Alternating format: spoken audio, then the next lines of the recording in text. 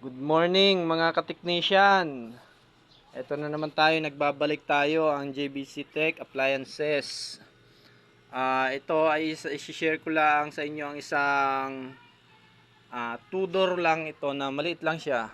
Siya ay Fuji Denso. Ito ay 2 years pa lang to, nasira na daw ang kanyang compressor. Yan, Fuji Denso. Yan, two-door. Yan, napakaganda pa naman. Ngayon, ang ginawa natin, ito kasi yung kanyang compressor. Yan. Yan, kita nyo? Ang compressor niya ay R600A ang kanyang refrigerant na ginamit. 1 pH. Yan, 220, 240 volts, 50-60 Hz, 1 pH. Yan. R600A. Ngayon, ang kinabit na natin ay isang pang two-door na makina na surplus lang siya pero good na good yan. Yan ay Panasonic. Yan, Panasonic 134A na ang kanyang refrigerant sa system. Yan. Yun. Working na siya. Nagre-recharge na lang tayo ng refrigerant sa system. Ngayon, observe na lang natin hanggang mga 30 minutes para makita natin kung may lamig na ang hanggang baba.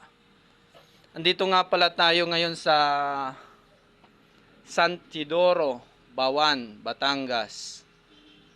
Makulimlim ang panahon natin, maulan. Tingnan natin. Yun, malamig na agad. Oh, ganda na ng lamig. Tingnan niyo, ma'am. Ayaw nga, ang lamig na, bilis. Oh. Sabi kasi nila, hindi daw pwedeng, nagtanong kasi si madam na kung sabi nila, yung compressor daw na ganito ay ganito rin lang daw ang pwedeng ikabit. Sabi ko, pwede naman ang ibang compressor, basta depende sa technician kung anong diskarte niya sa paggagawa. Ayun. So kasi maliit, 2 years lang bumigay na agad ang rewinding. Mga rewinding kasi ng ganitong compressor, aluminum ang laman. Hindi siya purong tanso. Ito naman, Panasonic. Ang pinagkuhanan ko naman na ref nito, Panasonic ang motor, Kundura naman na 2-door, 10 cubic. Kinonvert ko sana siya dyan, 134A na ang kanyang refrigerant sa system. Ayan, mas maganda to, mas malaki. Hindi agad bibigay kumpara dito sa mas maliit na compressor. Yan. Kung nagustuhan nyo ang aking video na ito, paki-like, share, and subscribe sa aking YouTube channel.